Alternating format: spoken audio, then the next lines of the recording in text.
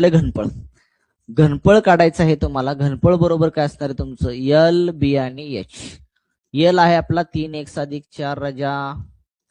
रुंदी किती आहे तुमची? रुंदी आहे 3x वजा 4 आणि उंची सुद्धा तुमची 3x वजा 4च आहे. हे तुम्हाला इथं 3x अधिक 4 आहे. 3x वजा किती आहे तुमचं? 4 आहे. मग आपल्याला माहित आहे विस्तार. हा झाला ए, हा झाला बी, हा झाला ए, हा झाला बी.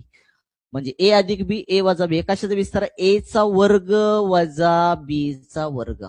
बरोबर काय असतं? ए अधिक बी दुसऱ्या कंसामध्ये ए वजा बी असते. ह्या फॉर्मॅटमध्ये ह्या फॉर्मॅटमध्ये करून टाका. म्हणजे काय ना, 3चा वर्ग. 3चा वर्ग आला तुमचा 9. 3चा वर्ग आला 9. एक्सचा वर्ग आला एक्स वर्ग. वजा करायचंय तुम्हाला. 4चा वर्ग किती आला? 16.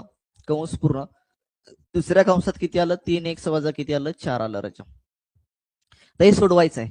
मग काय करायचं? कुठल्याही एका कंसाला एका कंसातल्या प्रत्येक टर्म न गुणा येतं. मग आपल्या काय करू? ह्या कंसाला ह्या कंसातील प्रत्येक टर्म न गुणूया. म्हणजेच इथं आलं 3x. ह्या 3x ने इकडे गुणूया.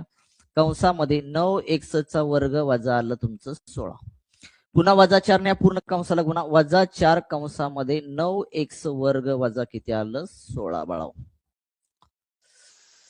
कळतंय ना? आता कंसाच्या बाहेरच्या संख्येनं कंसातल्या दोन्ही संख्येला गुणायचं असतं. 9 त्रिक आलं तुमचं 27. एक्स आहे ते एक्स वर्ग, याचा अर्थ एक्सचा घन आला. वजा 16 त्रिक आलं 48. 48 एक्स आलं. 9 चोक 36 आलं. वजा 36 एक्सचा वर्ग तसाच. 16 आणि 4 ला गुणा. 16 चोक किती आलं तुमचं? 64. 64 वजा वजा अधिक. उत्तर आलं का चेक करून घ्या. उत्तर काय आलं तुमचं इथं?